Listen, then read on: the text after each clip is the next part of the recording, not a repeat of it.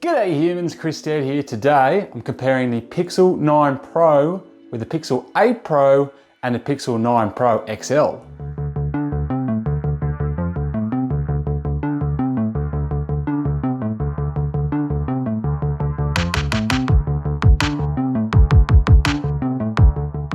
So the Google Pixel 9 Pro and the Google Pixel 9 Pro XL have just been announced. In fact, I'm holding the 9 Pro XL in my hand right now. Unfortunately, unboxings, review impressions, all that kind of jazz is under embargo for the moment, but stay tuned to the channel. It is coming very, very soon. In this video though, I'm going to show you a comparison between the Pixel 9 Pro, the Pixel 9 Pro XL, and the Google Pixel 8 Pro from the last generation, just to see, so you can see how things have upgraded, what's changed, what's new, what are you going to get if you decide to upgrade, or if you're trying to come to the market, whether or not you need to go for the newest, latest and greatest. So in this video, we're going to do a specs comparison between the three phones, and then I'm going to let you see some of the Google presentation that was presented to media here in Sydney, Australia, hoping to explain in more detail where Google thinks that the Pixel 9 Pro and 9 Pro XL are pushing forward on what the Pixel 8 Pro offered. All right, let's dive into those specs. All right, well, let's start with the basics. And release dates I actually think is quite interesting because it felt like it was earlier when I was invited to the press briefing, and then I'm looking at these dates, it definitely is earlier than usual. So we've got October 12, 2023 for the Pixel 8 Pro, but August 22 for the follow-up. So yeah, interesting, a couple of months earlier there. Now, price-wise, they haven't changed the bar too much there. So $16.99, that's from, obviously there's different capacities, but that's the same price generation to generation, and a little bit of a bump up for the Pro XL. Now, the really interesting thing here is we're about to go through is that the form factor is actually more the same on the Pixel 8 Pro and 9 Pro XL. They're the two comparison points in terms of size. So color-wise, a couple of variations there in that bay and mint have given way to hazel and rose quartz. Weight-wise, as you can see there, the Pro XL has jumped up a little bit on the Pro. Like I said, they're the comparable form factor. And then it's a bit smaller, again, down to the 199, which is more in level with the Pixel 9. Now, I'll talk about that a little bit more because you can see it again here with the dimensions. So you can see that the Pro XL and the Pixel 8 Pro, so the last generation one, are identical basically, the slightest difference. Whereas the 9 Pro is quite a bit smaller, and that is because rather than kind of going bigger in this particular generation, Google has wanted to offer people the Pro experience at the smaller screen size, so it's more kind of pocket friendly, I guess you could say. So while there is a 9 Pro XL, the 9 Pro XL is like the 8 Pro of the last generation, and the 9 Pro is actually a smaller variant, but with the same good stuff inside of the Pro. Now, as we head across to the display, we've got an actual display on all three devices, although interestingly, when you look at the notes, Google refers to the Pixel 8 Pro as having a Super Actua display. I don't know what the difference is there, Super Actua versus just Actua.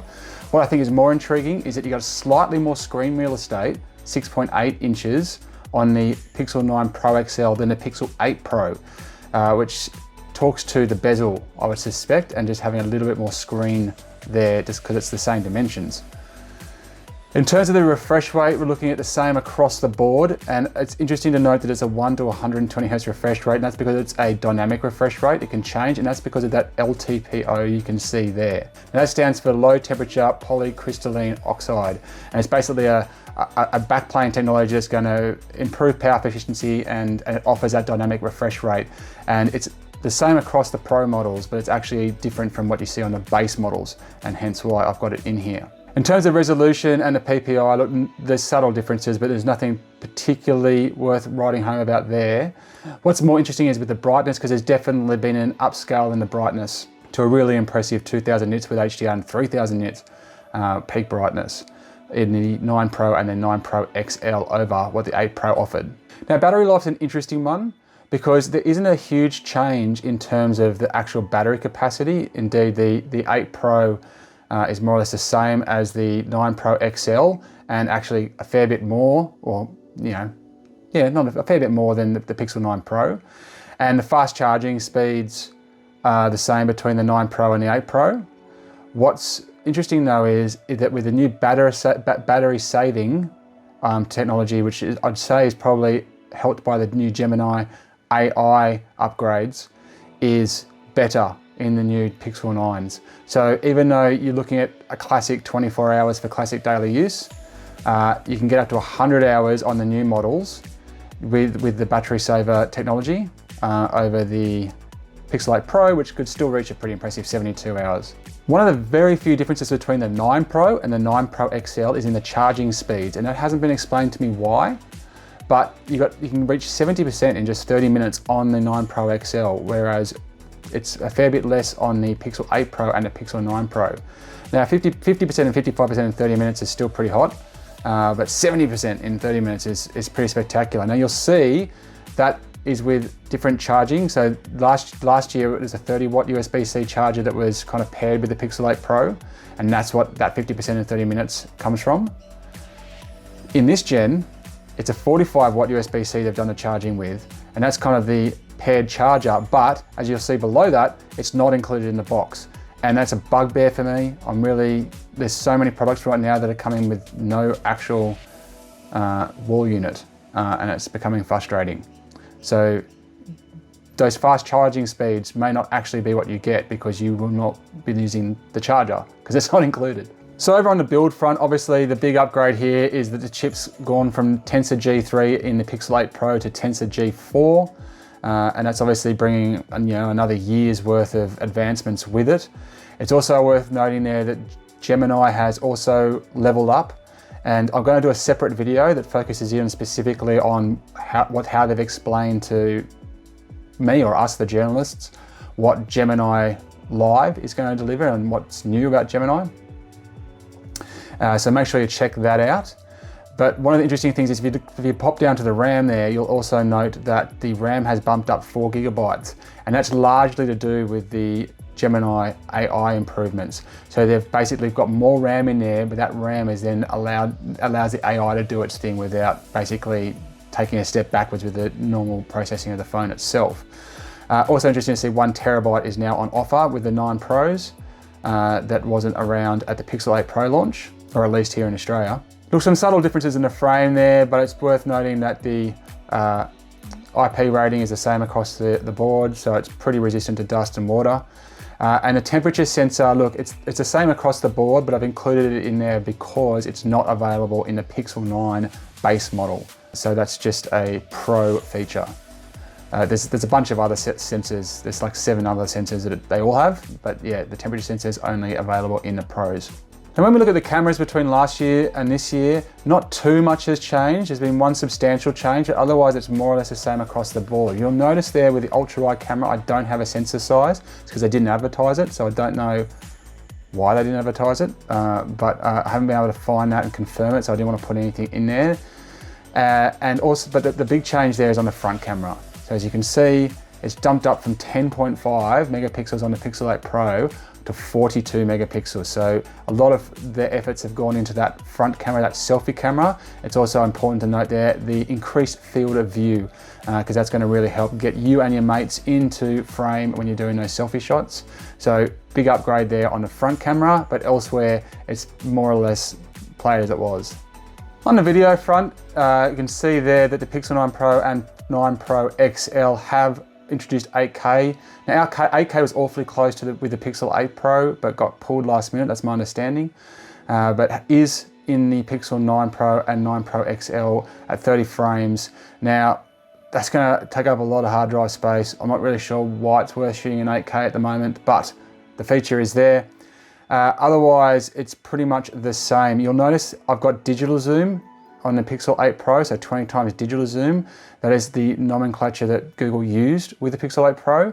This year, they're calling it they're using the term super res zoom. So it's still 20 times, but whether or not there's a difference there in terms of the software and how it or potentially it's the AI and how it uses the zoom, I don't know. But that's just a difference in the way that they described it. On the front video, a little bit interesting that the 24 frames a second option has been dropped from the front front camera this year. And it's interesting because the front camera is, on paper, a much better camera, but it hasn't seen an enhancement in video, just in stills. Here are the camera feature differences. I just wanted to pinpoint a few of the things that Google have highlighted. So with Pixel 9 Pro and the 9 Pro XL, you've got ADME, which is really quite cool, auto frame, reimagine and zoom enhance as kind of new features that we haven't seen before. And I'm going to do a separate video that just kind of shows you what those do. So keep an eye on the channel. That's going to be, well, hopefully it's live by the time you see this. And I've got a couple of features there on the Pixel 8 Pro. They're just features that I noticed were advertised with the Pixel 8 Pro, but not advertised with the Pixel 9 Pro. So I don't know if they've just become, you know, second-rate features that they don't feel like they need to mention anymore, or whether they're actually no longer there. But that's the Ultra HDR, motion mode, motion autofocus, and the Live HDR Plus. The only difference I could spot in the features for the video editing side of things was the night sight time-lapse edition with the Pixel 9 Pro variants, which I did not see on the Pixel 8 Pro. So there we go, there's a rundown of the specifications and the differences between the three devices. Let's jump in now and have a listen to Google's presentation of the new Pixel 9 Pro range so you can get a deeper understanding and insight into what to expect. Starting with the latest generation of Pixel devices. The Pixel 9, you can see here, it has a brand new look. It's really anchored around this modern sculpted camera bar, that iconic kind of Pixel brand element. With our Pro phones, for the first time ever this year, the Pro phones are actually coming in two sizes. This choice of size is something that customers have asked for a long time, particularly those who might have smaller hands, looking for better pocketability. I personally like to run with my phone, and so having the Pro experience just at a smaller form factor is a real strong point. In terms of what that means, this year you will have the all-new Pixel 9 Pro, 6.3 inches, so similar in size to last year's base model, and the Pro XL, which is 6.8 inch corner to corner, so similar to last year's Pro. Aside from screen size and power, these devices share all of the same specs. So it's not a compromise, you're not making a choice between camera quality or battery. It is really a question of what suits you best. You'll get all the specs afterwards, but just to kind of make sure that that is an uncompromised choice in size this year. In terms of design, both share this meticulous craftsmanship, great design elements. The Pro has a soft matte touch glass back finish. It's got these beautiful polished edges that when you get to see them in real life really pop beautifully. Thanks to these updated designs, these devices are also twice as durable as the last generation. That's a combination of design choices and some advanced engineering that the team has put in. These phones are built to last, right? Both in terms of design and durability, but also in terms of software and how they continue to evolve and get better.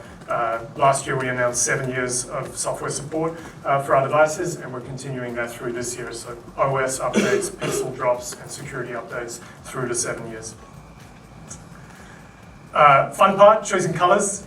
This year we have 4 colors, obsidian and porcelain, which are sort of the classic neutrals. We have a beautiful hazel and rose quartz. Don't let the screen fool you. You'll get to see them in person. These colors are beautiful, particularly the rose quartz this year is one I'm a real fan of. In terms of camera, it's a Pixel presentation. We're not going to get through it without talking about camera. This year's camera on the Pro is our best camera system yet. With Pixel, you have the first end-to-end AI-powered camera stack.